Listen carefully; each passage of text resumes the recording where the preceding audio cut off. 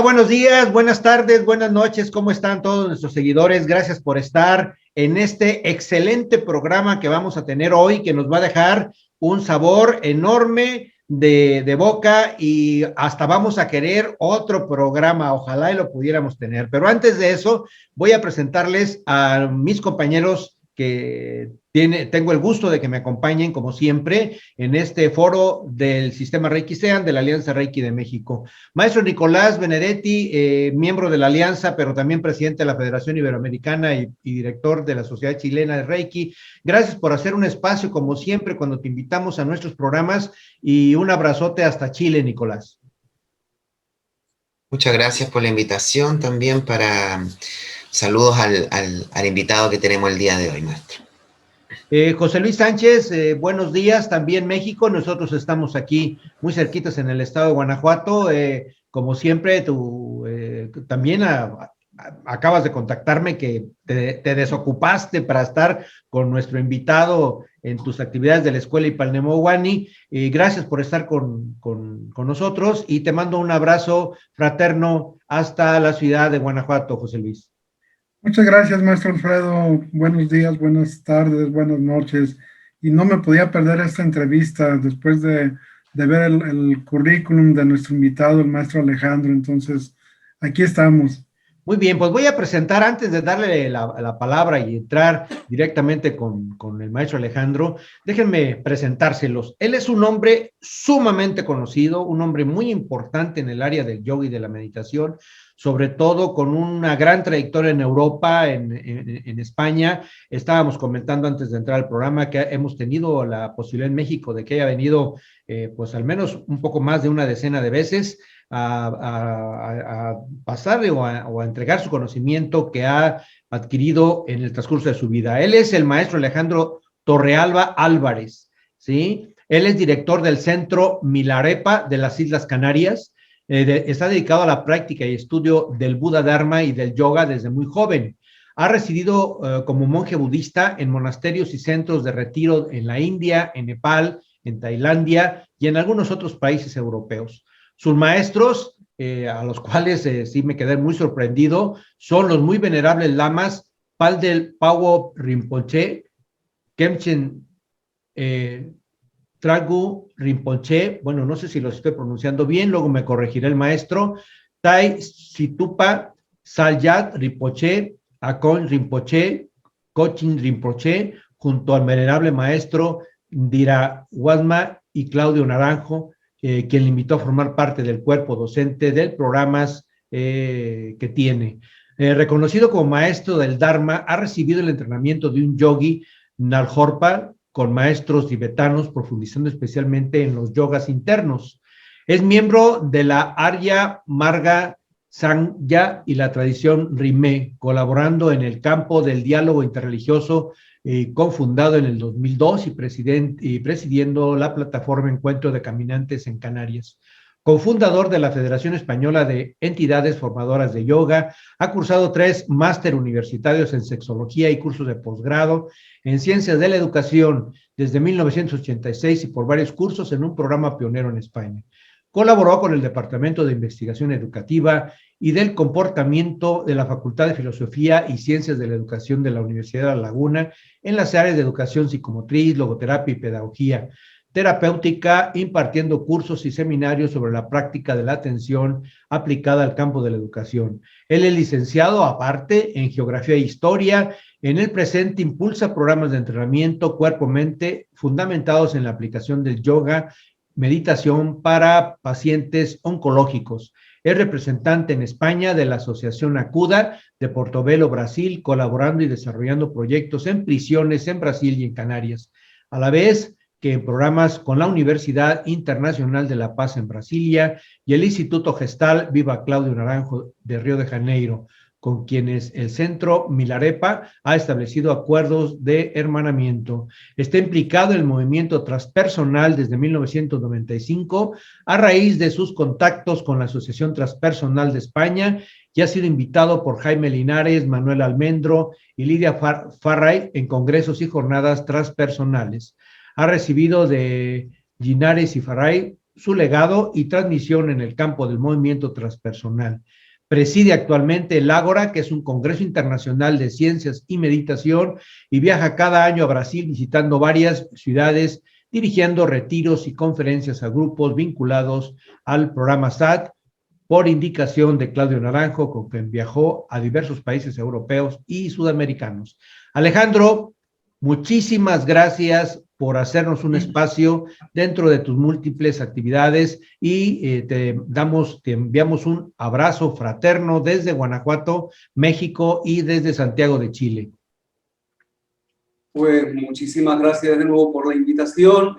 Me alegro de que Nicolás esté de Santiago de Chile porque es un país que me gusta mucho. Tengo excelentes amigos ahí en uno de los viajes.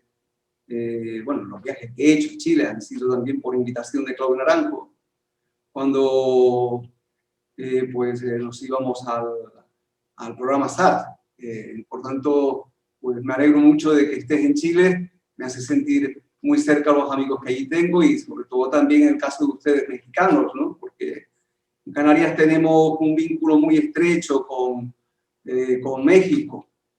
Siempre digo que los españoles, los canarios en especial, pero sobre todo los españoles, tenemos muchas deudas con Argentina porque venían cargamentos después de nuestra guerra, después de la Guerra Mundial, cargamentos enteros de alimentos de Argentina y luego la recepción que se hizo a un grupo numerosísimo, más de 500.000 de exiliados españoles que llegaron y fueron recibidos con los brazos abiertos en México, ¿no?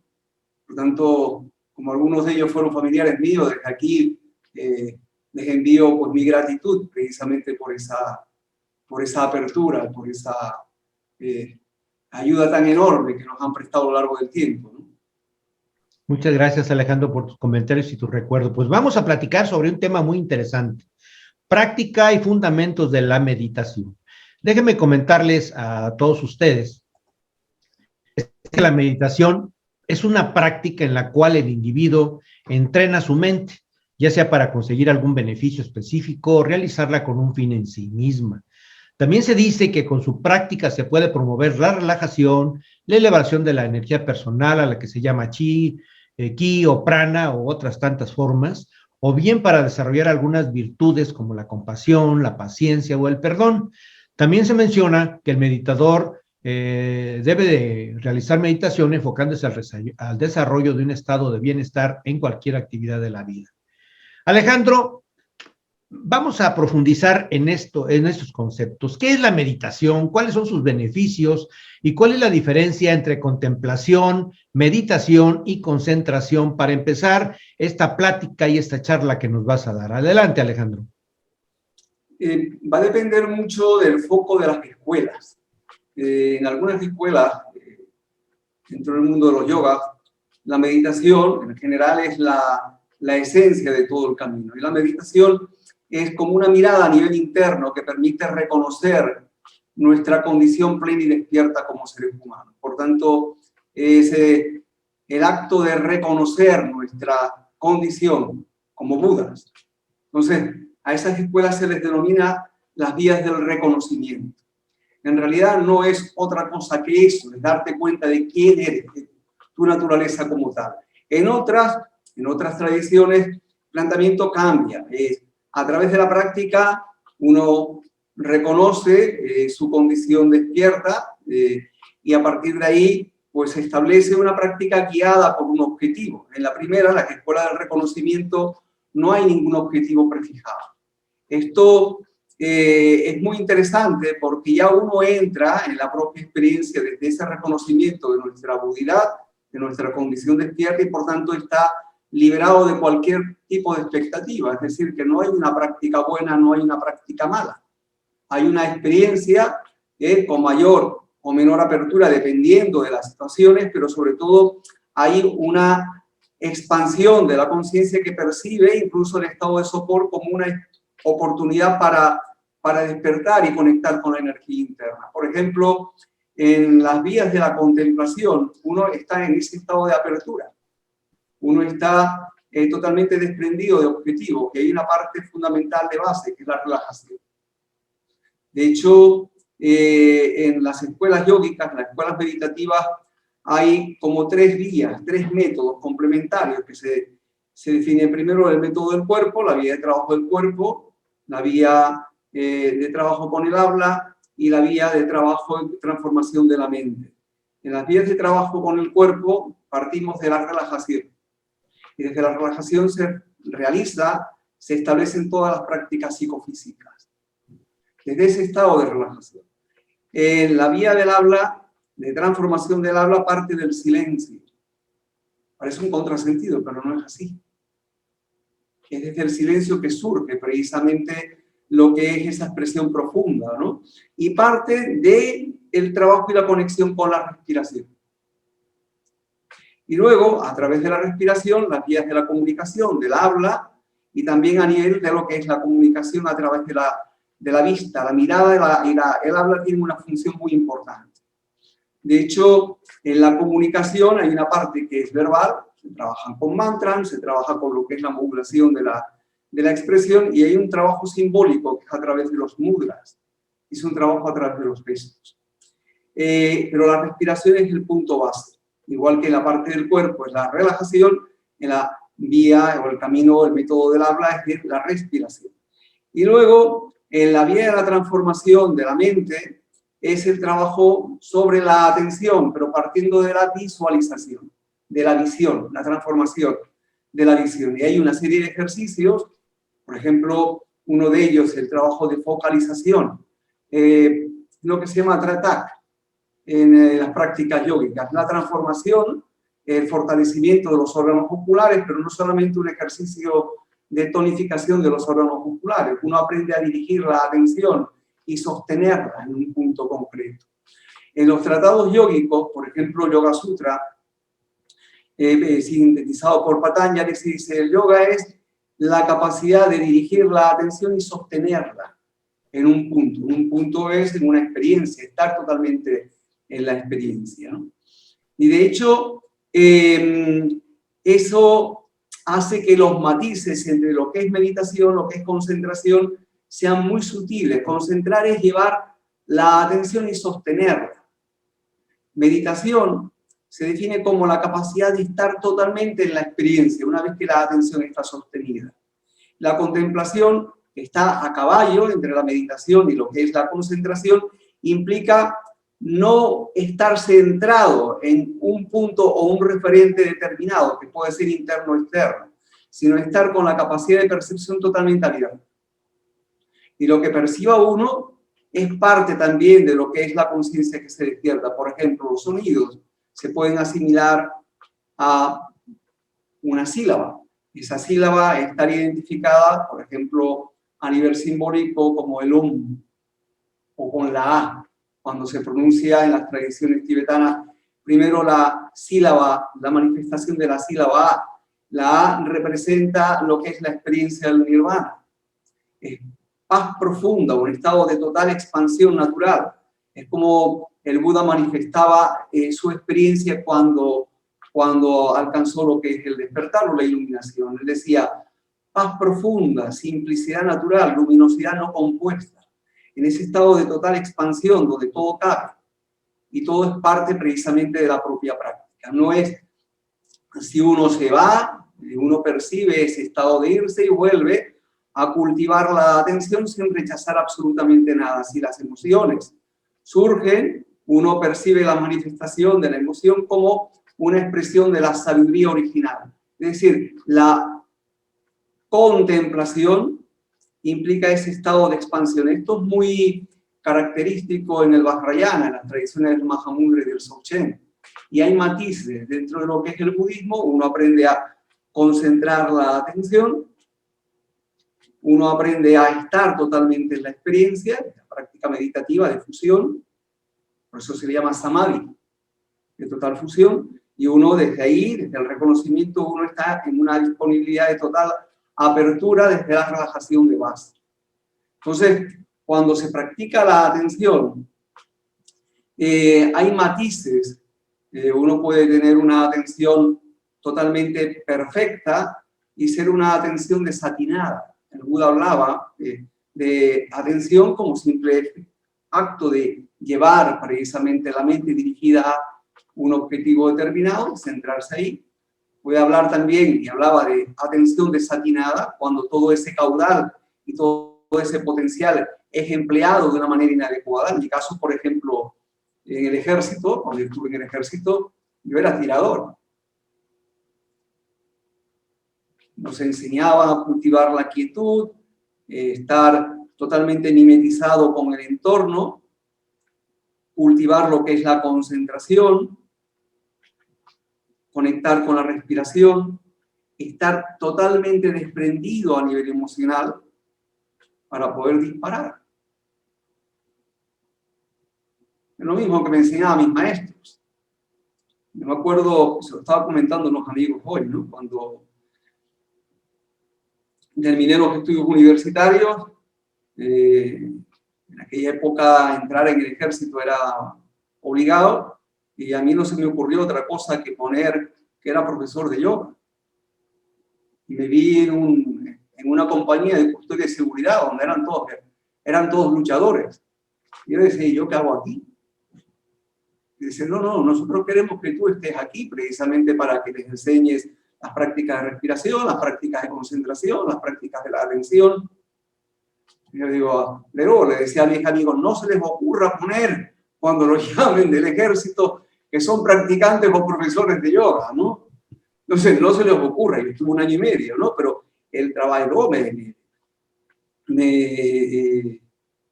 pusieron como tirador, ¿no? Y tenía buena puntería, pero eso es una atención desatinada porque uno lleva esa capacidad con un fin determinado, que es un fin de destruir al oponente, ¿no? Oye, José luego, Luis, perdón, maestro Alejandro. José Luis, esto es muy interesante lo que nos está platicando el maestro Alejandro en esos elementos que normalmente no se manejan en el conocimiento común y corriente de la práctica o del conocimiento de la fundamentación de la meditación. ¿Qué opinas, José Luis? Nada más que tu micrófono está apagado. Pues bastante interesante y sí, la verdad, como bien dice el maestro Alejandro, todo depende de las escuelas y desgraciadamente, al menos acá en México, las escuelas de meditación han sido muy parcas, no nos enseñan todo esto, ¿no? O sea, como que son más comerciales. Entonces, pues sí, para enfocar un poco precisamente ese detalle de acá en México, ¿cuál sería la mejor manera para aprender a meditar?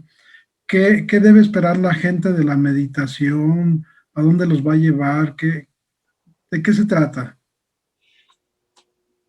Me alegro que hagas la pregunta porque va conectando con lo que quería comunicar. Por ejemplo, cuando hablaba de atención desatinada y cuando hablaba de la atención sabia. Ahora mismo se habla de atención plena, pero la atención plena tiene una particularidad muy concreta que está en relación a lo que plantea, ¿no? La atención sabia es cuando el fin y los medios están manifestados desde lo que es la motivación adecuada. Cuando nosotros en el budismo hablamos de la bodhicitta, de la mente del despertar, que es la mente del principiante. Entonces, uno establece lo que es la motivación de cultivar lo mejor de sí para el bien y la felicidad de todos los seres. Por tanto, cuando uno practica con esa motivación, el camino está totalmente despejado.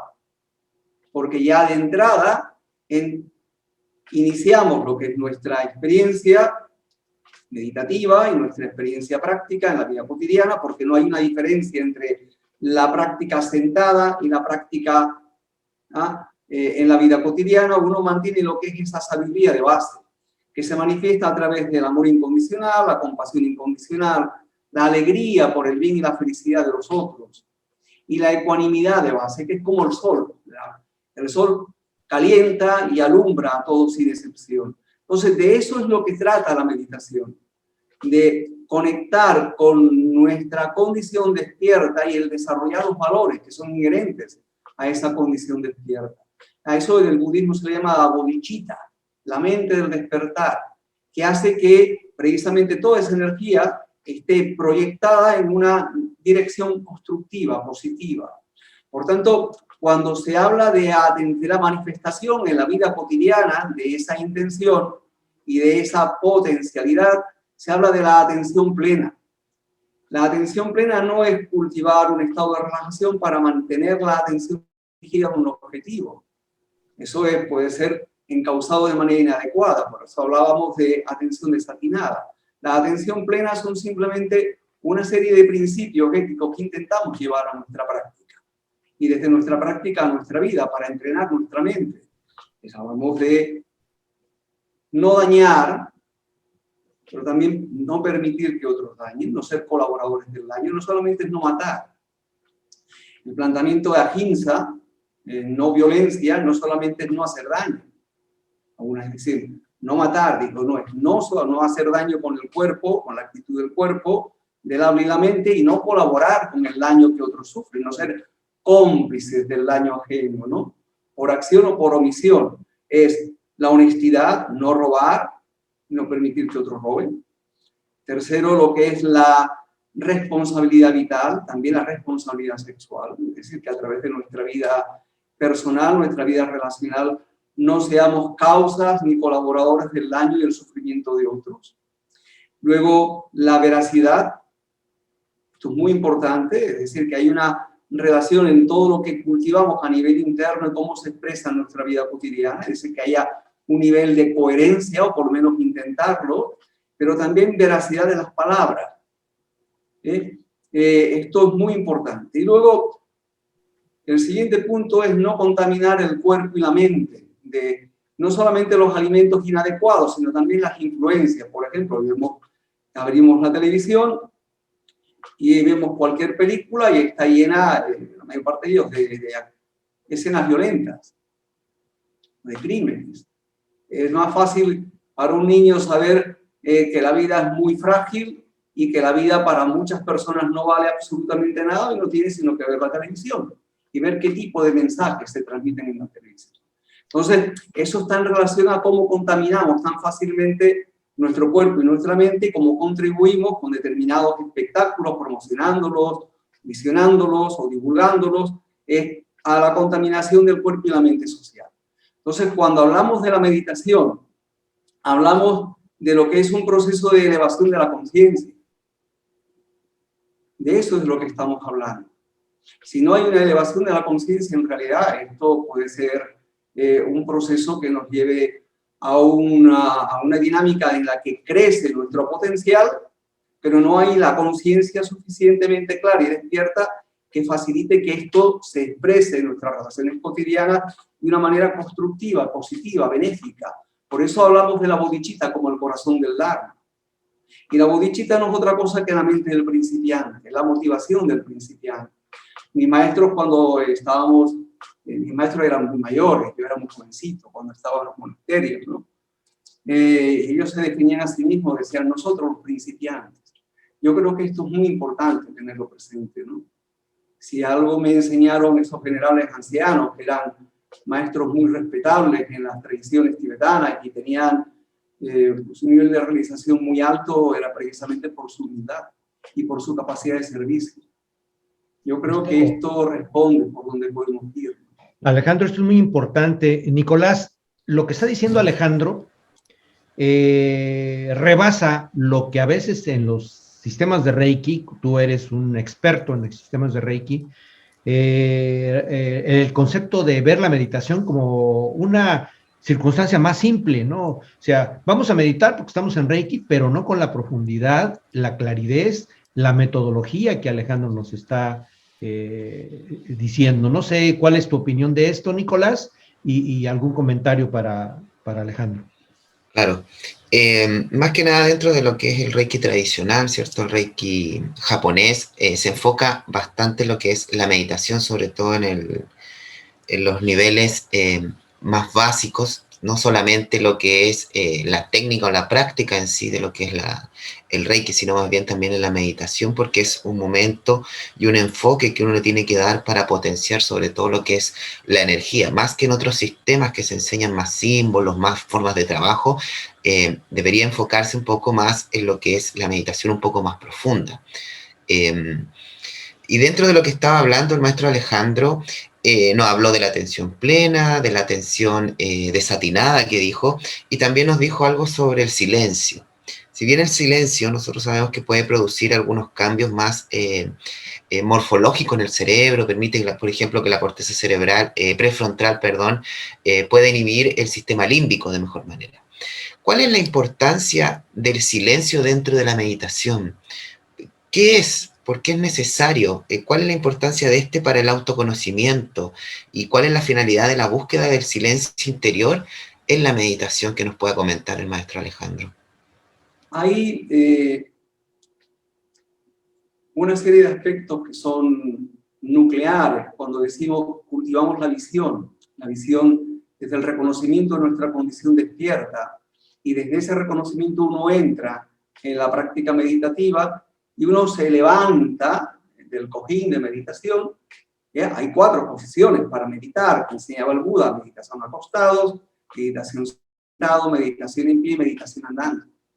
Para educar nuestra mente de que no solamente cuando estamos sentados, sino que esto lo podemos llevar a cualquier actividad en nuestra vida cotidiana. Luego está lo que es el sostenimiento de esa visión a través de la práctica en sí, y luego lo que es la acción, como esta experiencia interna de apertura en la conexión con el cuerpo, en la quietud, la conexión con el habla a través de ese silencio, del que voy a apuntar algo ahora, como a través del silencio nosotros aprendemos a conectar con algo fundamental. Cuando estamos quietos, yo detengo lo que es la actitud, detengo lo que es el comportamiento del cuerpo, lo que es la acción del cuerpo. Yo eso lo puedo hacer en cualquier lugar y lo puedo hacer durante un instante antes de actuar. Yo observo lo que está sucediendo, conecto con la experiencia de lo que está sucediendo y observo cómo lo que está sucediendo me toca. Si yo estoy en un estado de presencia, me toca de una manera. Si estoy en un estado de carencia, me toca de otra. Si yo estoy implicado con la emoción, estoy implicado con la experiencia, mi conducta es una conducta irracional, puede ser impulsiva y puede generar una auténtica desgracia para otros y para mí. Entonces yo aprendo a cultivar lo que es la quietud. Mantenerte, como decía Milarepa, como un leño seco, inmóvil. Y esto es muy interesante. Cuando estás en pie, estás enraizado, los pies en la tierra, estás erguido y estás centrado en un punto, 4 dedos debajo del ombligo, lo que llaman el Kikaitana, el Hara, o el Tantien de las tradiciones de las artes marciales, o el chakra secreto, ese mismo punto, ¿no? Ese punto de equilibrio, estás totalmente ahí. La conciencia en el cuerpo es mi punto de equilibrio. Luego cultivas lo que es el silencio conectado con la respiración. Observas, hay algo que dice que si tus palabras no valen más que el silencio, mejor que no las expreses. Pero no solamente no nos comunicamos a través de las palabras, nos comunicamos a través de los gestos. Estoy haciendo así ahora, estoy haciendo un símbolo con las manos. Yo puedo apuntar o puedo señalar de otra manera, con las manos también me comunico, pero me comunico también con la mirada.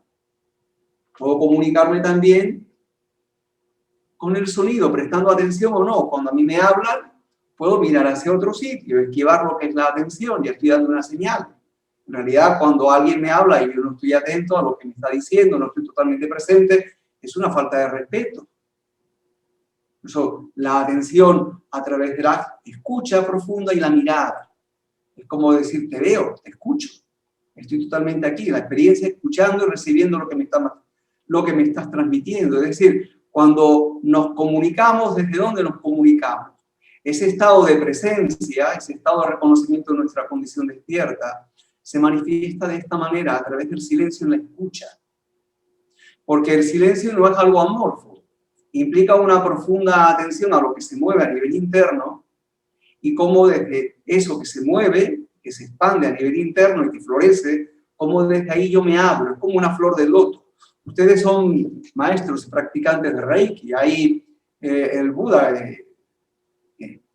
trabajaba también y sanaba con las manos. El Cristo también lo hacía. Eso es inherente a todas las escuelas del conocimiento y sabiduría muy antigua. Hay imágenes del Buda donde se ve con la mano derecha en el pecho, la mano izquierda sobre ella, ¿no? Es la vía del método y la vía de la sabiduría, y desde aquí la conexión. Hay una práctica que se llama la meditación sagrada, donde uno va recorriendo toda una serie de puntos, y cuando se hacen parejas, cuando uno va recogiendo precisamente esa conexión en el cuerpo del otro, manteniendo lo que es una separación, es lo mismo, ¿no? Recorriendo eso. Esto se realiza desde el silencio. Y en el silencio el que recibe está totalmente abierto. Y el que se abre precisamente a que esa energía se canalice a través de él, está totalmente receptivo. Por tanto, el silencio implica una comunicación realmente profunda. Hay enseñanzas que solo se transmiten precisamente desde el silencio. No hay forma de expresarlo. Cuando el Karmapa, el tercer Karmapa, la línea de los Karmapas es una línea que está emanada de Milarepa y a través de su discípulo Gampopa, y que está presente hoy día en la tradición Kagyu del budismo tibetano. Decía, cuando comprendí me quedé mudo. Hay experiencias que es imposible de poder transferirla a través de la palabra, ¿no? Por tanto, es una comunicación realmente profunda. Y en la práctica meditativa está la enseñanza de conectar precisamente con esa apertura y con esa profundidad a través del silencio. De hecho, cuando se hacen retiros, vamos aprendiendo a cultivar el silencio en mayor medida, aumentando el tiempo, retiros de un día, retiros de 2, retiros de una semana, retiros de 2 semanas, retiros de muchos meses. Y uno está en total silencio, en total apertura, está aprendiendo a escuchar. Sí. Solo puede estar en silencio quien aprenda a escuchar. Maestro Alejandro, también, claro, importante destacar todo lo que actúa y cómo forma el silencio en la persona para que aprenda a escuchar, tal como dice usted. Y a lo mismo con por ejemplo, la meditación Gacho, que se ocupa en Reiki para aprender a escuchar desde el interior hacia el exterior, algunas meditaciones en Reiki que son meditación estado, también para escuchar a través del silencio. Usted mencionó la meditación caminando. Muy poca gente le ha escuchado yo hablar de la meditación caminando. ¿Es un caminar consciente? ¿Cómo se puede realizar una meditación caminando igual que el Buda, o como algunos maestros también budistas, tibetanos o de otras corrientes Zen también, que realizan este tipo de meditaciones caminando? Sí, con su permiso me voy a colocar en pie y haremos, podré explicarlo mejor, ¿no? Yo estoy en esta posición, con los pies separados a la anchura de las caderas, los pies, los talones que están alineados y los brazos totalmente abiertos. Hay varias formas de caminar, con las manos abiertas o con la mano derecha abajo, la mano izquierda encima, justo tocando ese punto en el jara, ¿no? Pero vamos en un primer momento a colocar las manos ahí abiertas. La meditación andando es muy importante.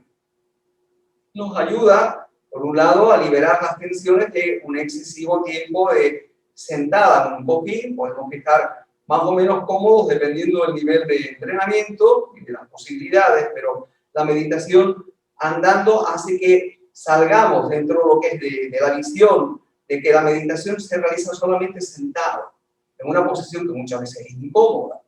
Entonces, estamos aquí en pie, hablamos de la meditación en pie y luego la meditación andando. Esta es mucho más extraña porque aunque estemos en pie a lo largo de nuestro día muchísimo tiempo, pocas veces somos conscientes de estar en pie. Estar en pie sintiéndonos enraizados, las plantas de los pies en conexión con la tierra, el cuerpo totalmente erguido, cara, hombros, cuello, nuca, la garganta relajada, el pecho, zona baja abdominal. Y uno está ahí, el cuerpo expandido, el cuerpo respira desde el bajo vientre. Uno puede exhalar el aire por la boca, asociando la exhalación a la sílaba A. La sílaba A a la experiencia de expansión y de claridad, la experiencia del nirvana. Luego, cuando uno considere, avanza el pie sin arrastrarlo, avanza medio paso, y respira. Y siente de nuevo enraizamiento, alineación, centramiento. Y luego inspira cargando, en este caso, sobre el pie derecho. Elevan el izquierdo, extiendo, retraigo, asiento la planta del pie y luego voy exhalando, cargando todo el peso sobre el izquierdo, mientras levanto el talón derecho. Y luego aquí una respiración. Y de nuevo elevo y soy consciente de que elevo. Extiendo, soy consciente de que el pie extiendo, retraigo y asiento la planta del pie y luego voy cargando, exhalando sobre el pie derecho, mientras mantengo el cuerpo erguido y relajado. Combinación entre la energía y la relajación. Luego una respiración. Y luego, eso, espacio, asiento, y exhalo. Y así voy. Marco un recorrido, Marco un recorrido, puedo hacer un recorrido circular o en un pasillo. Luego hay una práctica, formas diferentes de caminar, no solamente hay una, he enseñado la más básica, y luego también caminar hacia atrás, que es diferente, donde lo que hago es, tomo aire, llevo el pie atrás, sin arrastrar, asiento la planta del pie y exhalo. Una respiración, luego inspiro, atrás, asiento, exhalo, una respiración y así sigo, un recorrido.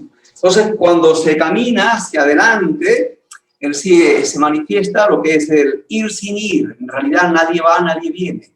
Cuando se camina hacia atrás se denomina recordando. De hecho,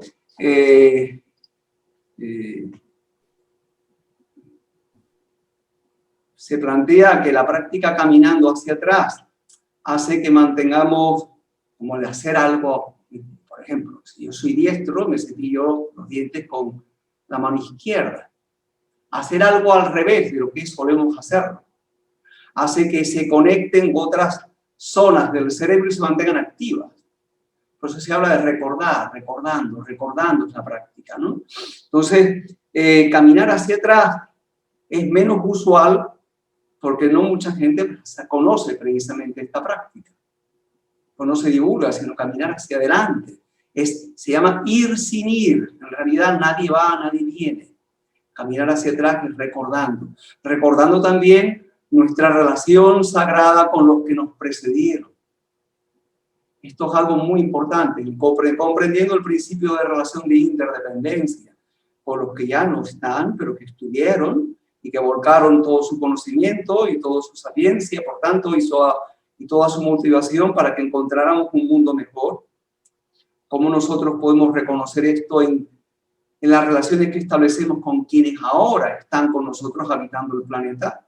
¿Y cómo podemos sembrar desde esa conciencia para que los que vengan después pues, puedan recibir un mundo mejor, más justo, más sabio, más digno que el que nosotros hemos encontrado? Un proceso de reconocimiento, de interdependencia, ¿no? Entonces la práctica nos permite conectar con esto. Fíjate, Alejandro, algo muy importante, muy importante. En el mundo mercantilista donde estamos, en el mundo simplón donde estamos, en el mundo de la televisión y de las cosas fáciles, se habla del yoga de una manera simplona, cuando en realidad tiene una profunda un profundo significado, un profundo conocimiento iniciático desde muchísimo tiempo atrás, una profunda significación en el concepto de los que tú ya nos estás platicando, y pareciera ser que la gente dice, es que el yoga es muy padre, tienes que dejar la mente en blanco, tienes que parar tienes que estar practicando decir en el sonido el OM, y todas esas absurdos que a veces nos enseñan equivocadamente, pero con lo que nos estás diciendo, vale la pena que la gente se ponga a reflexionar si quiere en realidad realizar estas prácticas de meditación, tiene que entrar en una circunstancia de seriedad, de profunda seriedad, Alejandro. Evidentemente, por ejemplo, el que uno practique yoga, en mi caso yo soy vegetariano, desde muy joven, pero que sea vegetariano no me hace mejor que otro. Hitler era vegetariano. Y el que practique yoga y medite tampoco me hace mejor que otros. Los nazis estaban muy interesados en estas cosas, porque generaban una conciencia de conexión con el poder interno de una manera evidente. Por ejemplo, Himmler, el jefe de la SS y de la Gestapo, él se inspiraba en el Bhagavad Gita, que era el mismo libro que inspiraba a Gandhi. Y él reconocía la importancia del yoga y la meditación y le recomendaba que los guardianes, los criminales de los campos de concentración, su trabajo era precisamente maltratar y exterminar a otros a los cuales no veían como seres humanos. Por eso hablamos de la empatía, de la falta de empatía. El mal es la falta de empatía, porque uno no reconoce al otro como un semejante, como alguien semejante a ti. Significa alguien con todo el valor y toda la dignidad que como ser humano está adornado, ¿no? Entonces ellos no lo veían, no han sido educados en la empatía, por tanto cualquier cosa es posible, ¿no? Pero les recomendaba para estar más relajados y para cultivar ese poder, que cuidaran la alimentación. Tenían cultivos biológicos, de agricultura biológica fuera de los campos de concentración. Pero también les enseñaba, y les enseñaban, porque había un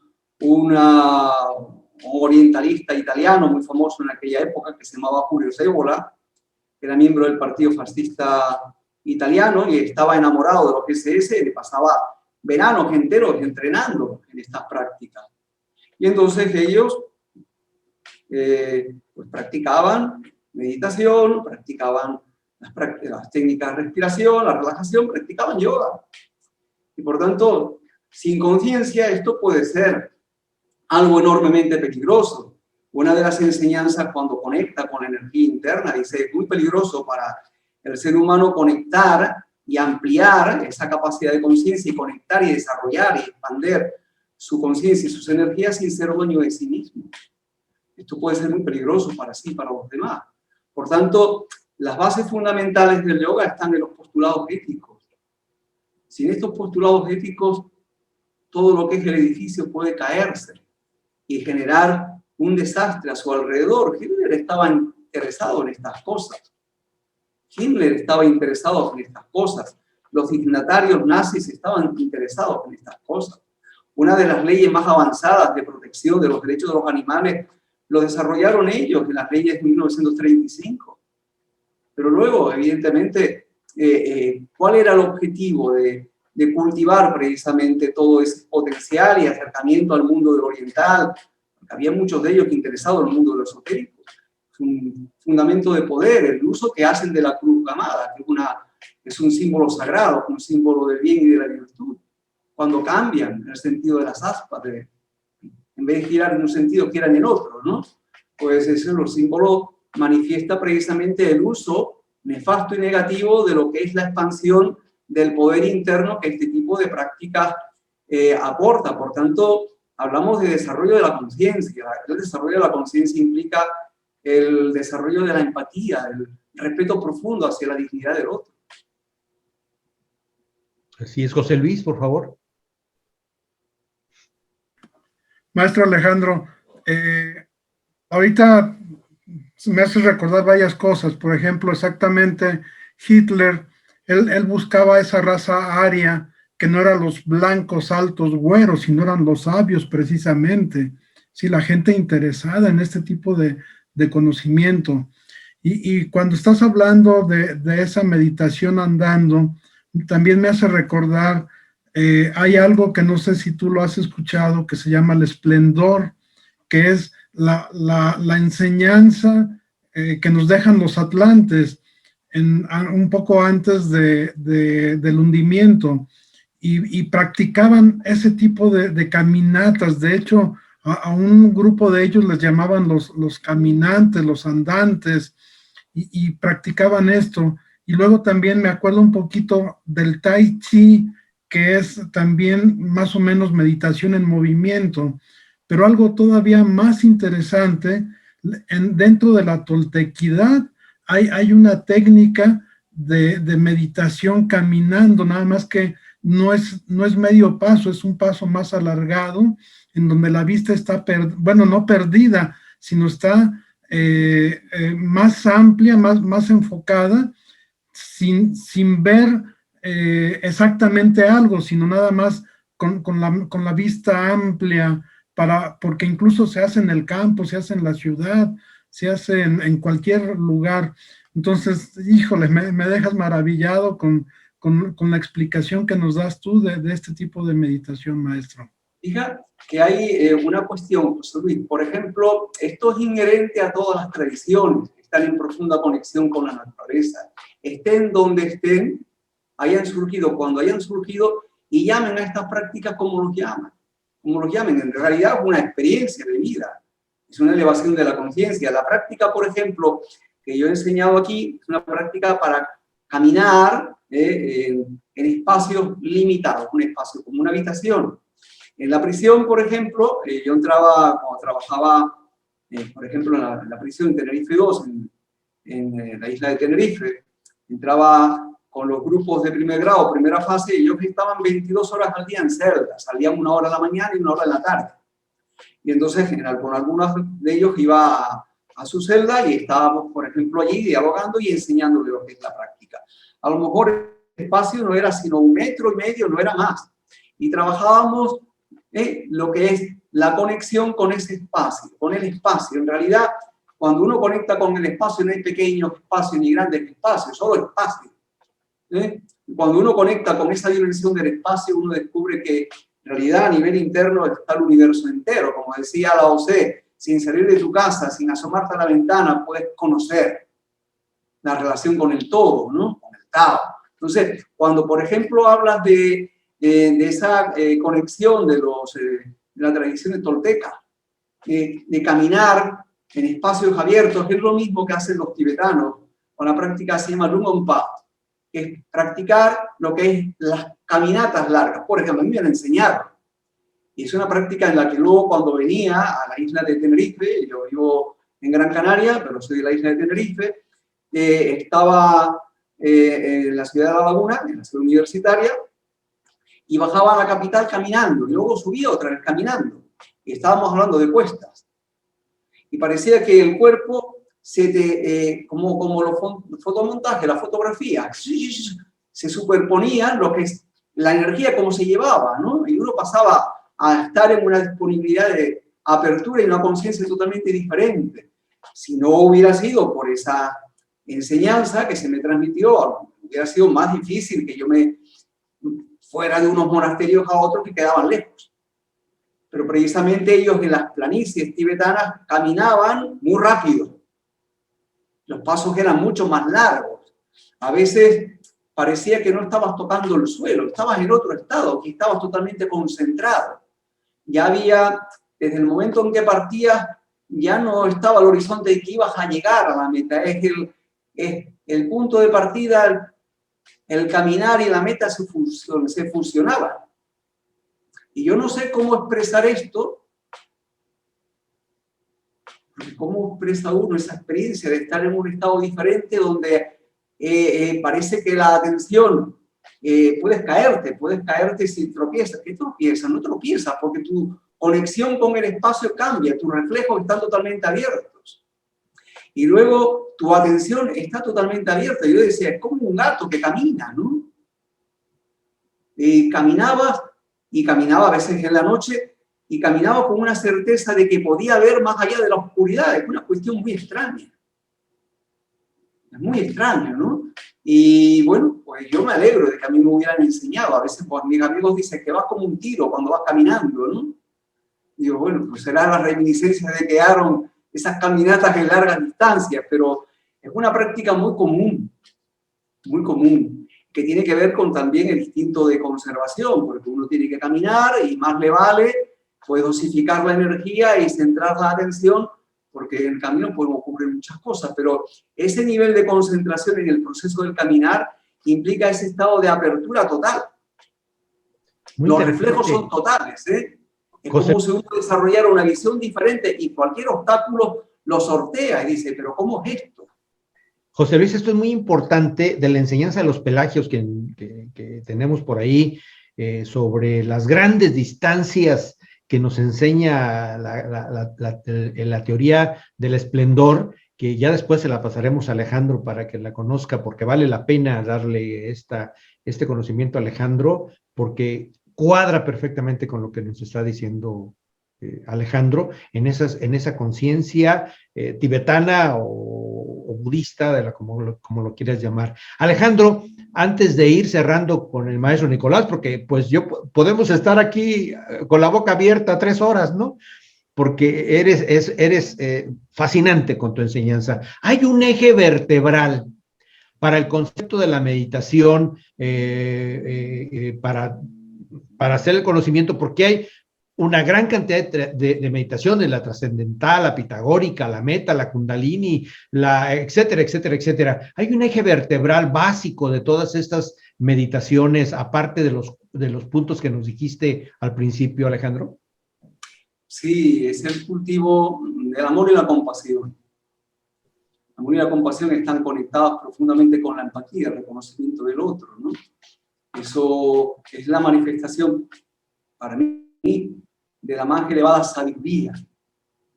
Entonces, quería compartir una experiencia. La práctica hablaba de la meditación meta, la meditación en el amor y la compasión. Después transmitida en la tradición en la que yo sigo, por Buda Sakyamuni, por Siddhartha Gautama. Es una práctica que yo enseño en prisiones. Cuando en los últimos años, gracias a la bondad y a las conexiones que abrió Claudio Naranjo, establezco vínculos con la Fundación Acuda, ellos llevan programas en prisiones, y establecemos desde el Centro Milarepa un acto de convenios de hermanamiento con ellos, y ellos llevan prisiones en la zona de Rondônia, en la Amazonía. Son consideradas como las prisiones más peligrosas de Brasil, que ya es decir, pero que la llevan antiguos sicarios, personas cuyo trabajo era matar, y si no eran sicarios, eran los jefes de los sicarios, que ahora son pedagogos, son terapeutas, son educadores. Yo le digo que ellos abrieron un jardín en el infierno. Ellos saben cómo se entra. Todos nosotros podemos entrar en el infierno cuando somos arrastrados por las emociones de manera muy fácil, pero ellos saben cómo se sale del infierno. No todo el mundo sabe cómo salir del infierno. Y ellos volvieron al infierno para abrir un jardín para hacer que otros también puedan salir, ¿no? Entonces, yo les enseño, dentro de lo que es el entrenamiento, la práctica de la meditación meta. Meta es la práctica del amor compasivo. Y trabajábamos en círculos y luego en parejas. Nos sentábamos en parejas. Y una de las partes fundamentales era que tengas paz, que seas feliz, que seas liberado de todo dolor, miedo y sufrimiento, que seamos liberados del espíritu de aversión y venganza. Y estamos en todo un trabajo y unas prácticas que tienen que ver con esta enseñanza. Estamos hablando de personas que tienen 500, 600 años de condena. Algunos han matado a 300, 400 personas. Y empezaron a matar desde jovencitos, ¿no? Y yo los veía llorando. Porque estando donde estaban, era la primera vez que escuchaban desde el silencio que alguien les deseaba que tuviera paz, que sea feliz. Y le hablaba al corazón sin darle más importancia a quién era. Ellos decían, nosotros aquí no venimos a cambiar a nadie, como decían nuestros amigos de Acuda. De aquí les manifiesto un respeto profundo a Rogerio, a Pedro, a Luis Márquez. ellos decían, nosotros vamos a intentar tocar el corazón. Cuando uno toca el corazón, ya todo cambio es posible, ¿no? Entonces, la práctica de la meditación nos toca el corazón y desde el corazón conecta con lo mejor de nuestra condición humana. Y uno desarrolla algo tan básico como es la empatía. A partir de ahí, uno se abre al reconocimiento profundo del otro y desarrolla lo que es el amor, el deseo de que seas feliz, la compasión, el sentir profundamente tu relación conmigo, mi relación contigo, de conectar con el dolor, con el sufrimiento, sin miedo. Desde ese estado de amor y sabiduría, conectar con tu dolor y sufrimiento y aprender a conocerlo, a escucharlo. Yo les enseño esto, ¿no? Y luego, la alegría por la felicidad y por el bien. Cuando uno se alegra por el bien y la felicidad del otro, en España se dice que el vicio nacional es la envidia. Cuando uno se alegra por el bien y la felicidad del otro, la envidia no entra por ningún lado. Y luego uno puede desarrollar esto porque está conectado con la ecuanimidad, una ecuanimidad que es como el sol. Entonces, esto es lo que a mí me enseñaron mis maestros. Esto es lo que yo enseño, ¿no? Y Chogyam Rinpoche, me acuerdo en el año 91, había trabajado mucho tiempo en prisiones, con drogodependencia y demás, y yo me acuerdo que estaba en Nepal, a punto de marcharme a Tailandia, donde iba a vivir en un monasterio que trabajan con drogodependencia, y él me decía a mí, dice, tú enseñarás el Dharma en los lugares donde no te imaginas. Dice, tendrás la posibilidad de transmitirlo a personas que ni siquiera te imaginas. Enseñarás a gente muy peligrosa, tendrás discípulos entre las personas más peligrosas. Yo decía, ¿y qué estará diciendo esto? Yo nunca imaginé que iba a entrar en una prisión como la de Rondolia. He estado en prisiones en Tailandia, en Nepal, en India, en España. En las prisiones más peligrosas y más complejas en España es un hotel de 5 estrellas en relación a lo que yo he visto por ahí, ¿no? No sé, cuando entré en las prisiones de Tailandia me encontraba a la gente totalmente atada, en unos procesos, muchos de ellos de deliriums, manifestado por la adicción a las drogas, pero con unos niveles de violencia muy extremos, y entraba con otros monjes ahí, ¿no? Cuando entraba en la prisión en Tailandia, en Brasil, veía que habían 250 personas allí practicando. Después de un tiempo concreto, y digo, yo no soy mejor que estos. Afortunadamente he tenido otras experiencias. Y lo primero que yo les dije, ¿no? Dice, yo estoy sentado aquí con la bendición de mis maestros y también por la invitación de estas personas que están aquí llevando este proyecto, ¿no? Pero yo no soy mejor que ninguno de ustedes. Ojalá, Alejandro, que en algún momento, tú sabes que mi país sufre un momento muy grave en ese tipo de problemas. De México tenemos grave el problema del narcotráfico, el problema de la delincuencia organizada muy grave. Ojalá y pudieras hacer un programa para difundirlo lo más que se pueda a través de este tipo de meditación para contribuir con todos los que lo quieran ver. Ojalá y pudieras tú hacerlo o que aceptaras una invitación después para que nos enseñaras específicamente este tipo de meditación, pero por lo pronto vamos a ir cerrando, porque si no, ya llevamos 1 hora, va a decir Alejandro, oye, te di 60 minutos. Maestro Nicolás, para ir cerrando. No, más que nada agradecer, ¿cierto?, para que nos diera este tipo de meditación. Como le dije, es muy poca la gente que conoce lo que es la meditación caminando, también la importancia de las vías del reconocimiento que habló, también del silencio, ¿cierto?, que está dentro de la meditación y cómo este eje vertebral nos va a ayudar a reconocernos, a vibrar diferente a través sobre todo de como personas que somos. Sí, muchas gracias, maestro Alejandro, más que nada eso quería decir. Maestro José Luis. Quería agradecerle mucho al maestro Alejandro su comentario, porque exactamente, bueno, todas sus enseñanzas, porque exactamente aquí en México tenemos centros de readaptación que son escuelas de delincuencia, ¿sí? Porque no salen readaptados, salen siendo más delincuentes. Ojalá de alguna manera pudiéramos también nosotros colaborar para que esa organización que visita estas cárceles en Brasil, en España, pues las pudiéramos de alguna manera incluir aquí en nuestro país.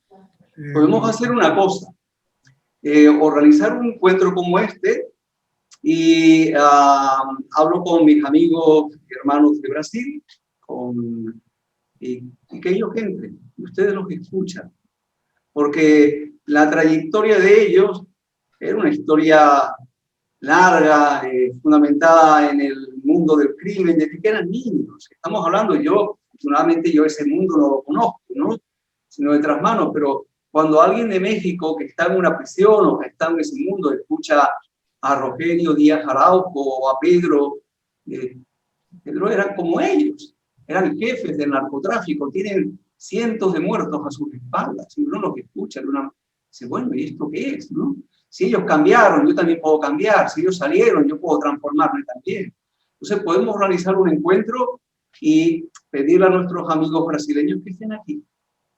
Okay. Muchas gracias, Alejandro. Tú nos dices, estamos en la mayor disposición, tienes mi correo, tienes mi Facebook, y sería maravilloso para grabarlo, pasárselo a las autoridades correspondientes y ser un mejor mundo, que es lo que queremos todos con cualquiera de las técnicas que tenemos. Alejandro, muchísimas gracias por este tiempo. Esperamos de todo corazón que nos participes de esta propuesta que nos haces. Gracias por haber estado con nosotros. Y a todos nuestros seguidores, les agradecemos que hayan estado con nosotros. Ojalá sea muy pronto que tengamos este encuentro con Alejandro Torrealba, que es una persona excelente en Europa, como se los comentaba, con un gran reconocimiento. No se les olvide suscribirse al programa y estaremos trabajando con ustedes. Hasta luego, Alejandro. Muchas gracias, hermanos, por la invitación y por este rato tan grato, ¿no? Que nos volvamos a ver. Gracias. Hasta luego, Nicolás. Hasta luego, muchas gracias. Hasta luego, José Luis. Hasta luego.